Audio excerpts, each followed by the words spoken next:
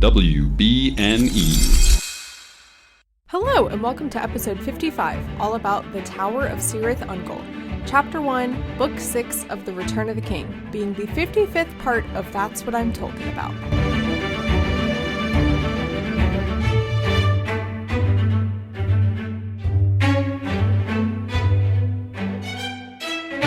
Hello, my name is Mary Clay. If that's too complicated for you, just call me MC. And psych, it's Mary Clay from the future. Got you again.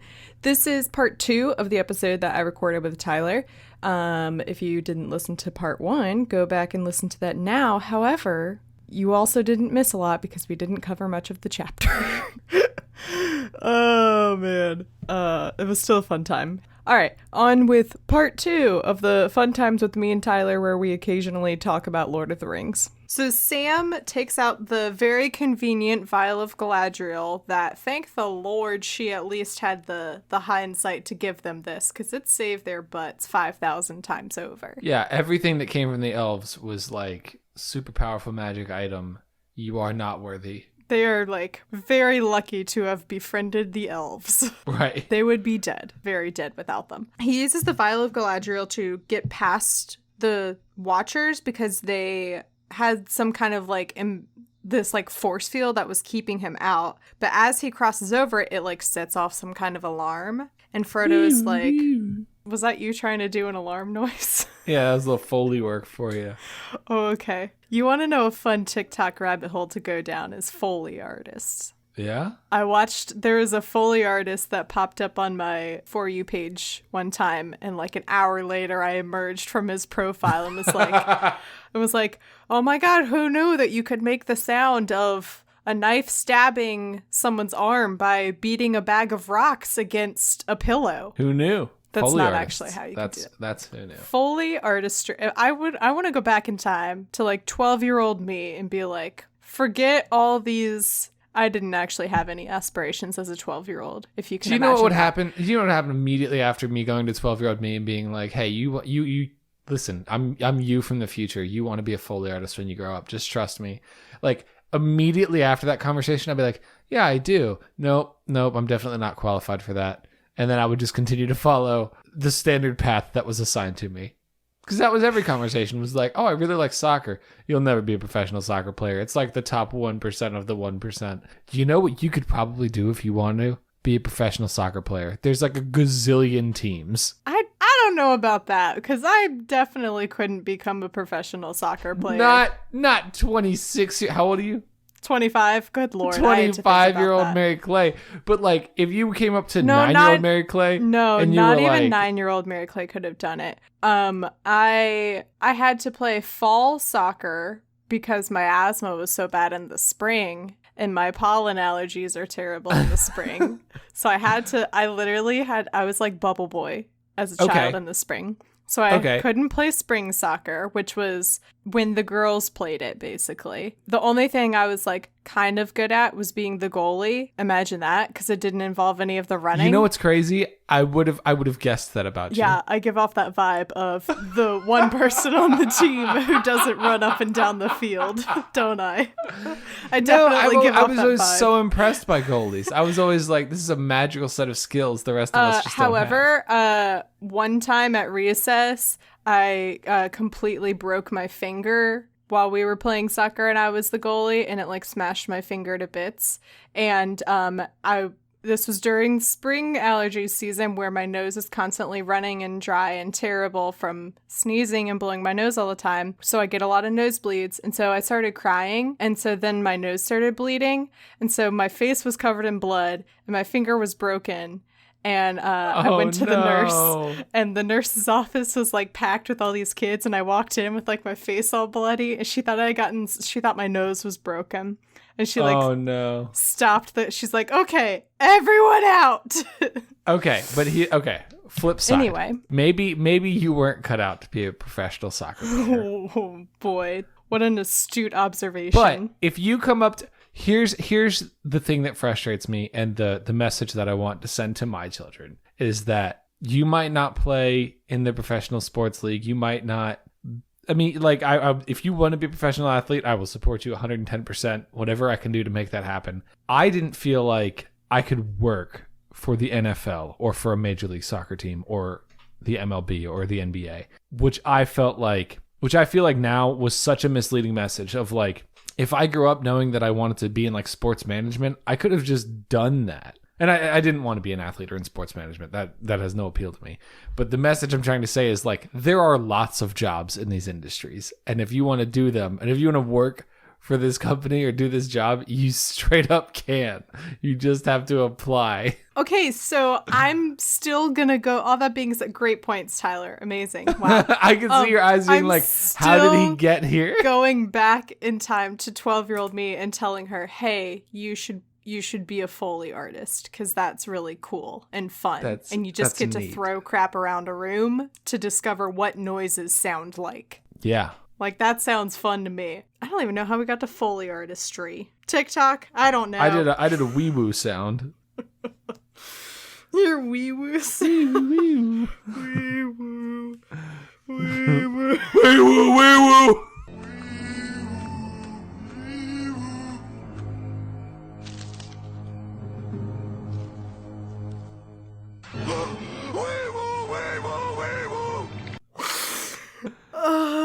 Why is it that like SpongeBob can never cease? It's so good. If you want to work at Nickelodeon, kids, you can. You really. Butch Hartman is like, he's amazing and he's done so many good things. He's just a guy. You could be Butch Hartman.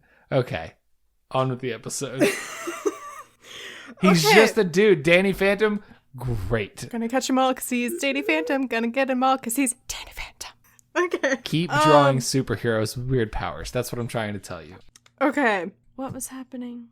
Okay, so Sam starts charging towards the tower, which is not Minas Morgul, contrary to popular belief, aka my belief, about an hour ago. So as he entered Mordor and he felt the weight of the ring more like pressing, and he felt like the temptation, he also felt like there was this like dark shadow and entity hanging over him. And so he's going up the stairs in the tower, and an orc comes down, and Sam is like he's like, okay, I guess I'll have to fight this thing that's 20 times my size. And instead, the orc like runs away in fear. It saw a great silent shape cloaked in a gray shadow, looming against the wavering light behind. In one hand it held a sword, the very light of which was a bitter pain. The other was clutched at his breast, but held concealed some nameless menace of power and doom. So I guess that's what, like, that's this... It's a shadow puppet. Great silent shit. Oh, I thought it was literally... Wait, is it literally just his shadow on the wall? Yeah. Yeah, it sees the light from Galadriel. Cool thing about the Tolkien. light from Galadriel is like casting a shadow against the wall.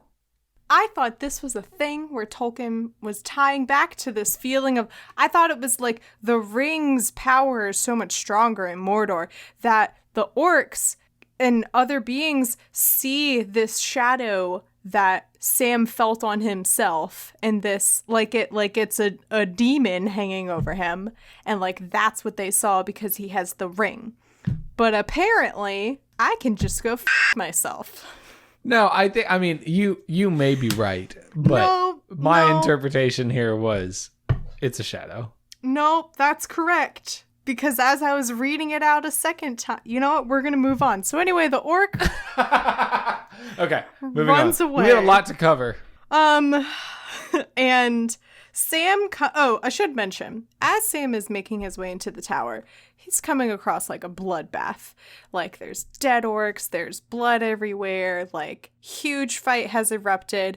And I was kind of low-key hoping that we were going to get to the top of the stairs and you were just going to see Frodo standing there like covered in blood with like a tiny little sword in his hand. I was the same way. Yeah. I was like, yeah, Frodo goes savage. We're going to come up here and Frodo's going to have had like a psychotic break.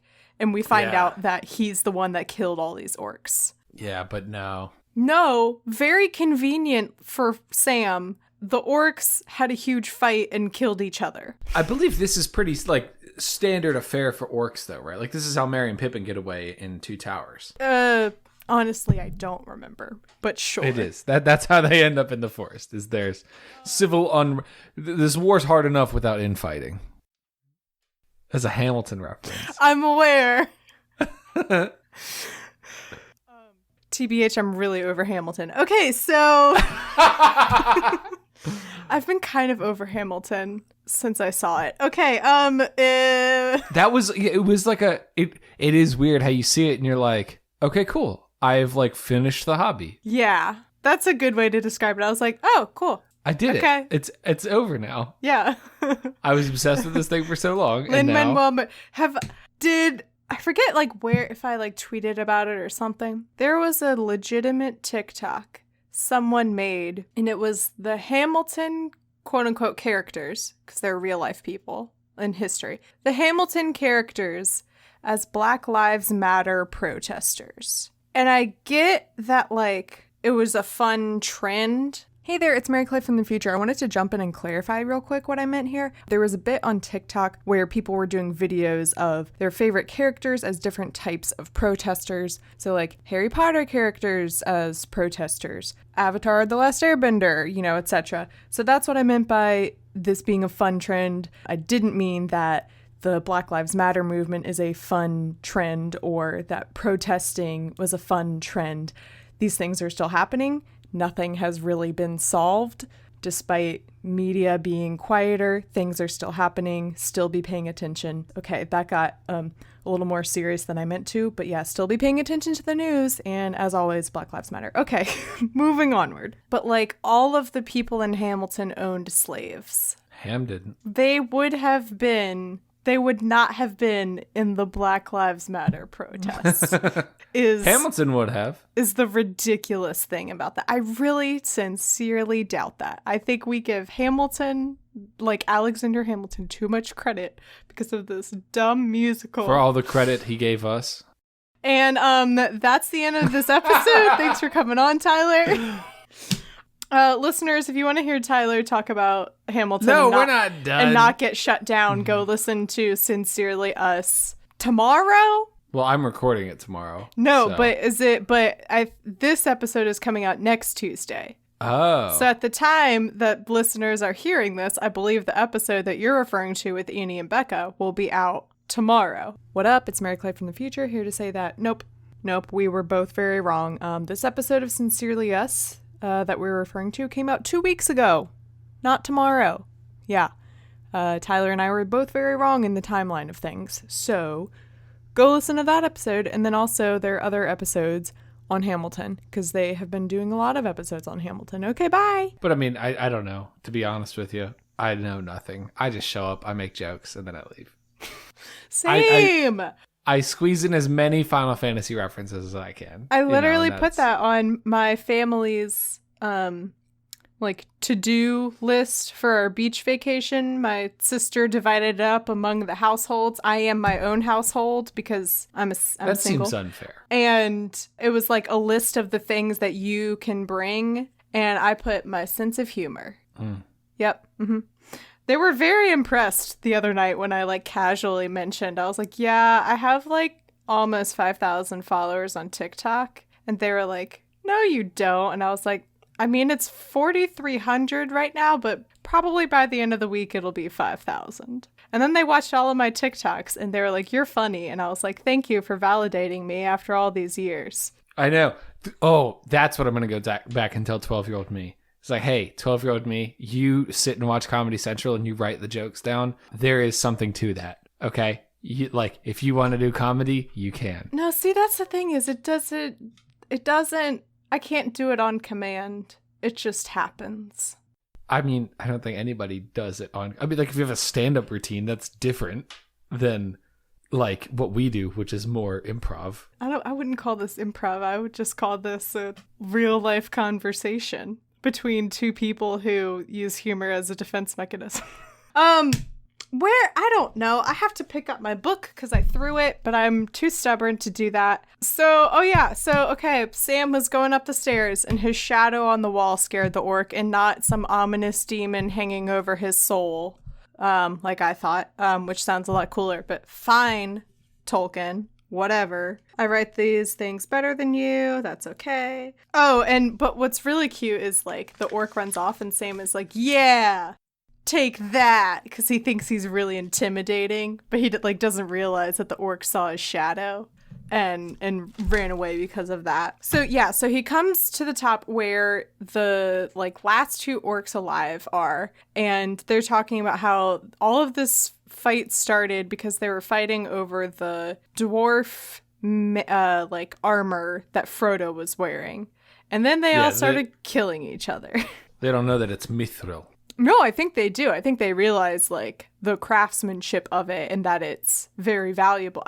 Maybe they don't realize exactly what it is, but I think they know that it's very valuable, and that's why one of them wanted to take it, and then they all just went off. They threw hands, as the kids say these days. They got violent. They got real violent. And again, Sam is so lucky that this happened, because he wouldn't have ever found he would have died if the orcs just hadn't very conveniently had a fight that killed each other off for Sam. Yeah, but it's like because Frodo shows up with the thing. It's like this beautiful irony thing with the hobbits is that they're like so frequently accidentally excellent in combat because they are so lucky. And that is like a character trait of them. So much so that like in other fantasy worlds, halfling characters are like inherently lucky.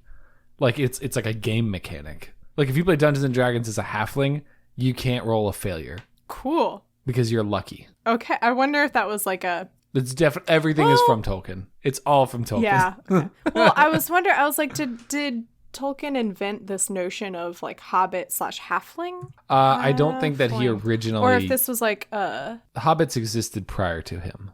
Well, the Wikipedia page, the first sentence is, halfling is another name for J.R.R. Tolkien's Hobbit.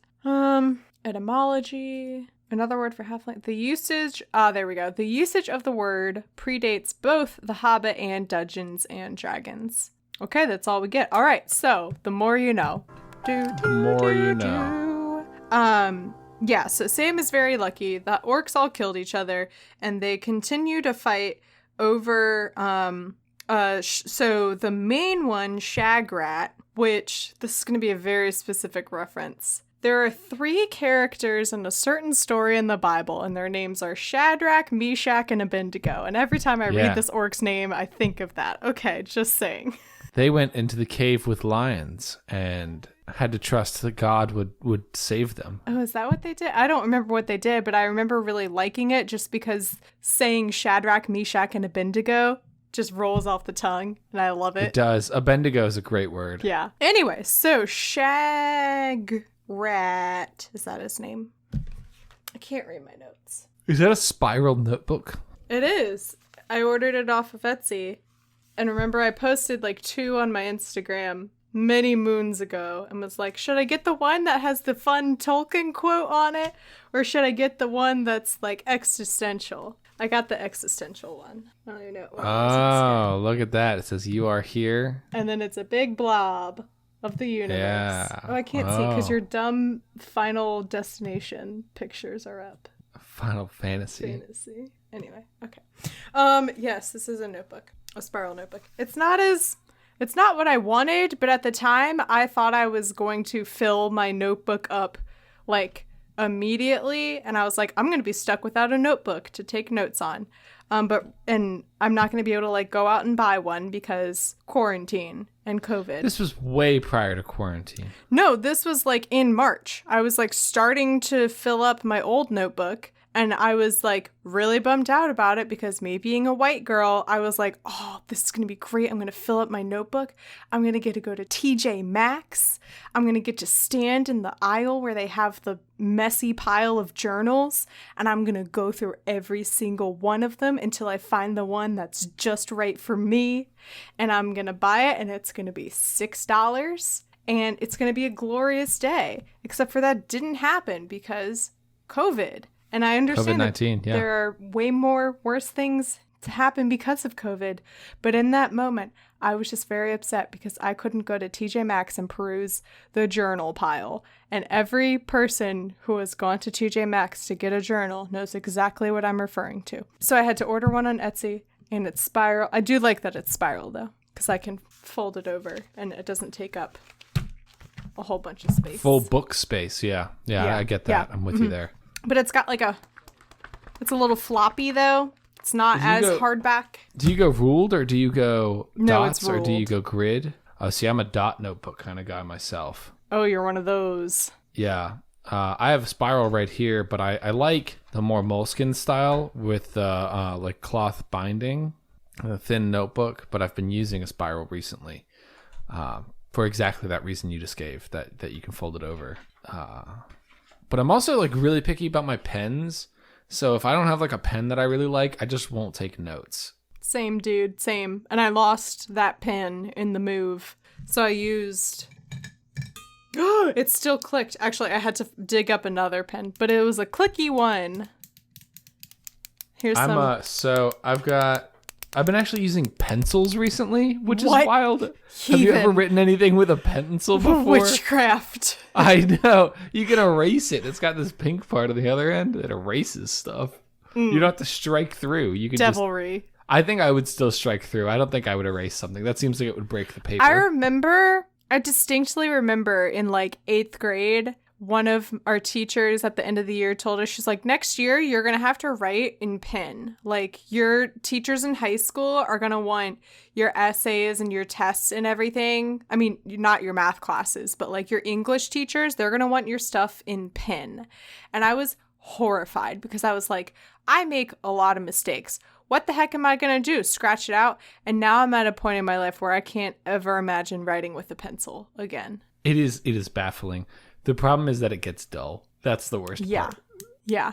That's why you get them mechanical pencils. Oh, God. Disgusting. Giving you guys that nice... That ASMR tingle. That's I almost said LED, which is how you spell lead, or LE. You know what? We're not going to do we're not going to do a spelling lesson. It's fine. So Sam finds the orcs, and the last two are fighting, and one of them keeps like carrying around this big bundle, and I was like, obviously the bundle is Sam. Like, it references many times, like, he carried up his precious bundle, and he keeps calling attention to this, like, this bundle that's, like, wrapped in cloth, and I was like, obviously he's carrying around Frodo. Like, is that not obvious to Sam? Like, yeah, what's no, that's going what on? I would have thought as well, yeah. And at one point, he runs off with the bundle, and Sam decides to go back and, like, check something else first before he goes after that orc. And he says... He's like, wrong again, I expect, as he starts. And I was like, yeah, Sam, probably. Given your track record, you probably are wrong. We will see in a moment that 'twas I that 'twas wrong. 'Twas wrong. Are you literally writing and erasing stuff right now? I'm actually so frustrated because I wrote like my name and then I did like I would edit T and then a Y. And then the Y didn't turn out how I wanted it, so I tried to erase it, and now you can still see it, and I want to burn my house to the ground. Not actually, but... Were you the kind of kid that, like, ripped a hole in your paper because you were erasing it in elementary school? Okay, the eraser was a little tough, okay? Biggest eye roll I've ever seen in my life. The listeners could probably hear your eye roll.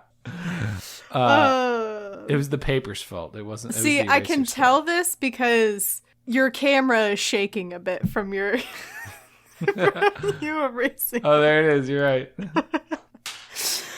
No, it's fine. Keep erasing to your heart's content. Who am I to tell you to stop? You are the host of this podcast. I was like, what is he looking at? And I was like, he's erasing stuff. Sam starts looking in like the last parts of this tower, and he's not finding Frodo anywhere. And so he sits down and he does what any of us would do. He sings. I love Sam's little song here. He's exactly like a musical theater character who's like, I'm having a hard time right now, so I'm going to sit down and sing this little song about how hard of a time I'm having. I'm going to sing this little ditty. Yeah. And one of the orcs comes back because he thinks he thinks that Sam's voice is Frodo. And Sam hides, and the orc comes back and pulls out a ladder, and Sam sees that there's like a trapdoor. And so the orc goes up the ladder, and Sam like goes and ambushes him and kills him. And who is there but Frodo, naked? Tolkien always adds that in, and it makes me uncomfortable because of all the people I don't want to picture naked, it's Gandalf and Frodo. And those are the people that he has specifically mentioned as being naked. Multiple times. I mean, enough. Once was enough. Yeah. No, but yeah, so Frodo is in this like little crawl space, and obviously all of his like, because they took his armor and everything, he's been stripped of everything that he had with him. And I was like, that sounds like a like dwarves like drunken night out, like, oh man, blacked out, woke up naked in Mordor. Don't know what happened. And that's what Frodo, he's like, what happened? And Sam's like, oh, there's not enough time to talk about what happened. Meanwhile, he's like, I'm the one that caused you to be in this situation. Sorry about that, bro. I thought you were dead, and I left you for dead, and then the orcs kidnapped you, but it turns out you're not dead.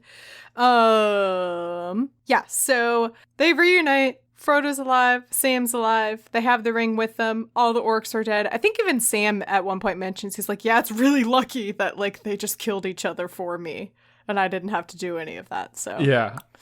And Sam goes off and finds stuff for them to wear, and it's orc stuff, and they're like, yeah, this is perfect because we'll blend in. And yeah, it just makes me laugh so much, this image of two hobbits being like, yeah, we're wearing orc stuff. No one's gonna know it's us. Two hobbits who are definitely not the size of orcs. I mean, like, some orcs are that small. Are they? I don't believe that. Like, the goblin-y orcs would be that small. I don't believe that. Ew, I had something in my mouth. It's fine. I thought you just pulled a retainer out, and I was like, what year is it? I do have a mouth guard though. It's for my TMJ. It costs $250 and it doesn't do anything. I had TMJ, and you know what TMJ is? Not a problem. What? Yeah, it's just your jaw pops. You're fine. It's not fun. It hurts a lot. I get tension headaches. Well, if it hurts, then it hurts. My jaw pops and it's fine. Listen.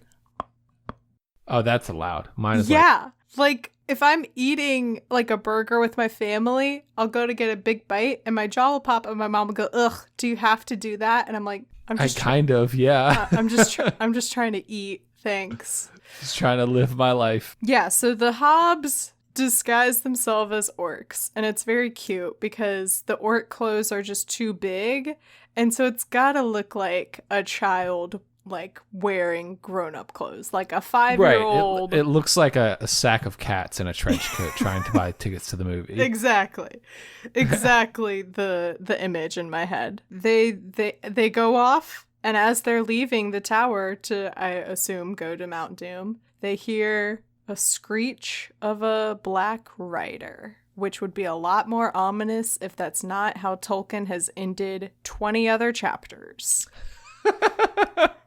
Is that how this ended? Are we at the end? Oh my god. We talked You just zoomed through it. Well, yeah, because we were 40 minutes in and had barely talked about it. I really liked this chapter. I love how Sam finally gets his time to shine. And we really get some like Sam is the hero moments, because when it comes down to it, it's the Lord of Sam, you know, that's Frodo. And it's Frodo's story, but Sam is the real hero. Like, it's like when it comes to Potter, Disagree. I'm like, I really couldn't care less about any of the characters that are not Harry. They are all support characters. And like, yeah, I like them or whatever, but like, it's about Harry. When it comes to Lord of the Rings, it's like, I love Aragorn. I love Sam. I love Merry and Pippin. I honestly am least interested in Frodo, despite the fact that I also love Frodo. I love all the characters. They're all so good. This, as I have come to realize in the previous chapter / last week's episode, that will come out tomorrow, isn't that like wild podcasting time? I feel like last week's episode, which is coming out tomorrow for us. We've only ever been ahead like once. And it was very weird. And this like exact conversation was why we were like, We're just not going to get ahead anymore. Oh, And the worst is when I get like 2 or 3 weeks ahead, which is probably going to happen with this because I'm probably going to end up splitting this into 2 parts. And it gets really weird for me because I'll have to like podcasting Mary Clay will sometimes be 2 or 3 chapters behind present Mary Clay. And right. So, like, so when people respond, you're like, I don't know what you're talking about. Exactly. And the other thing that I've done to complicate things is I've started doing this thing where I ask a question each week. But because the way the recording lines up, it's not like, oh, this week I'm going to read answers out from the question that was asked in last week's episode. It's the question that was 2 weeks ago. Because at the time that we're recording this, I haven't yet asked the question to the listeners haven't yet heard the question that I would be sharing answers to in this episode. So I have to like go back 2 weeks in time while also to look for those answers while also being like, okay, what was the question for this week's episode that I need to post to different social medias? And then meanwhile, I'm always like, oh, I'm terribly behind in booking a guest. I need to book my guest for 4 chapters ahead. And then that gets confusing. So yeah, time. None of it matters. There's a lot that goes into podcasting. It's not just sitting down talking about a movie or a book. Or a book. Especially not this episode. I say that lovingly. Hey, when you book Tyler for your show, you get tangents. That's like my whole thing. Like if there was like a never if there was like a so there's an underlying theme to Bacon and Eggs that Tyler has severe ADHD. Will we say severe? Probably not. I'm high functioning, pretty mild. But the idea is that like if I don't talk about that and I don't make that like part of the personality of the show, like if I don't identify with that and I just make a thing that I like that is all over the place, that to me is more successful than marketing it to people who will like it because of what holds me back. Gotcha. Does that make sense? Yeah. Yeah. I had to think about it for a sec, but I gotcha. Yeah. Have I told y'all that I think I found out from a TikTok that I have ADHD?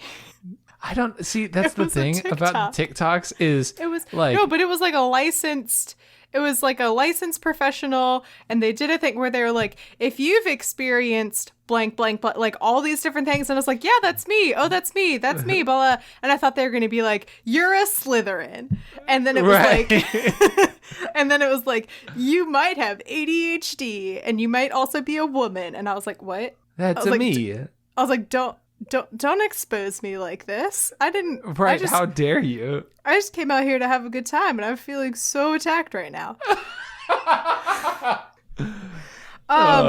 You know who's also feeling attacked? Frodo and Sam. Except they win. They won. Well, I mean, not battle. Yet. Spoiler alert. They might not win, Tyler.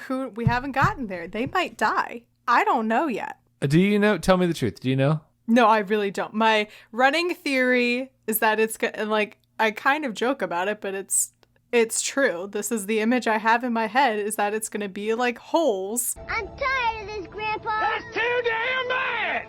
Where Stanley carries Zero up the mountain because his family was cursed by Madame Zeroni, except it's going to be Sam carrying Frodo up Mount Doom because Frodo has been like encompassed by the ring's evil or something, and Sam is going to have to carry Frodo up the mountain. And that's my running theory. And then Aragorn and Arwen get married at some point. And then and then after that, there's still 6 more chapters of the book ending. Oh man, you just wait until you see Return of the King on film. When you watch the extended edition and the story ends and there's another hour and a half. I've heard. I can't remember. Some of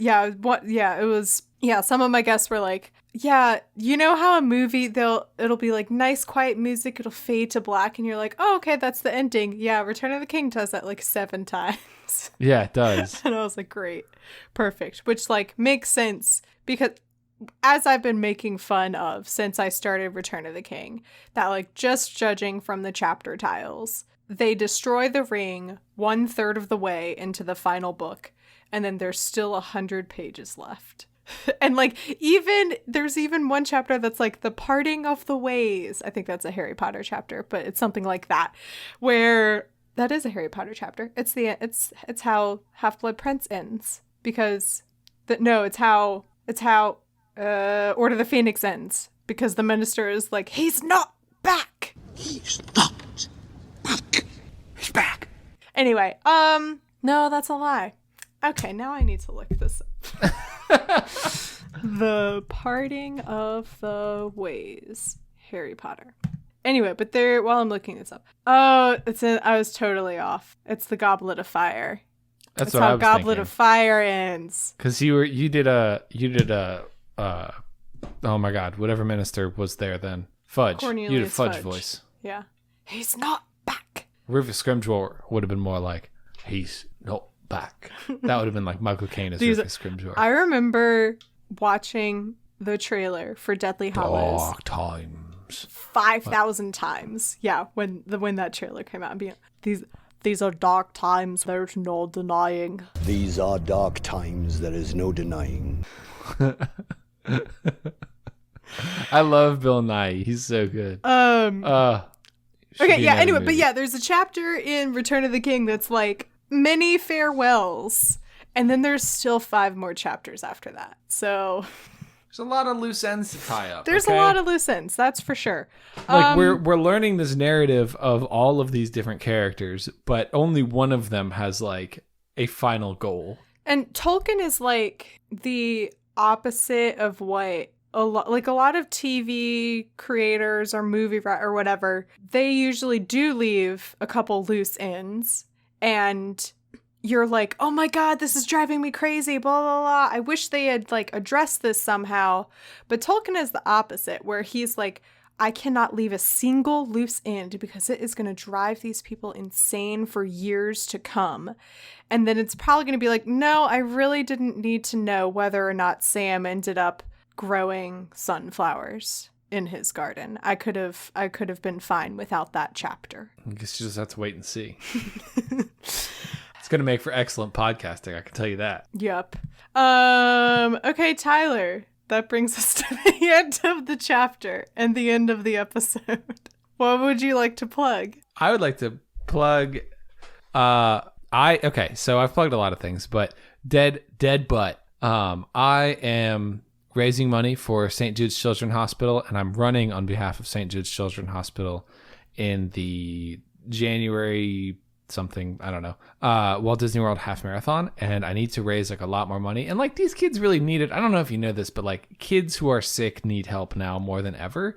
So if you'd like to donate to that campaign, there is a link in the description of this episode, probably, maybe. Yes, if you send me the link. Yeah, I can do that. If you send me the link within the next 7 days, I can do that. in 7 days. So yeah, my wife and I are running on behalf of St. Jude's Children's Hospital, and I'm super excited for it. And yeah, we would like to raise money for children in need. I can't believe Disney's like planning a run. Me neither. What? But we paid for it, so we're going. I can't. I mean, like, I hope. I mean, all that to say, like, I hope it happens. Right. Like that's so the way I'm looking at it right now is like I'll be really upset if the trip falls through, but the trip is like our trip outside of the run is completely paid for, and Disney's like super good about stuff. So for whatever reason, it like they close the parks or anything again, I'm certain that they will be cool about it and we'll be able to go at a different time. But the run, worst case scenario is if we raise, we set a goal of raising $5,000. Worst case scenario is if we raise $5,000 for St. Jude's and don't get to run the half marathon, still donated $5,000 to charity. I mean, honestly, that sounds like a win-win to me. Right, that sounds like a best case scenario. Just raise the money and don't run. Because I really want to. I want to know that I can. No, that's awesome. Yeah, that's awesome. Yeah, if Tyler, listeners, this will be your way of knowing whether or not Tyler sent me the link. If it's in the description of this episode.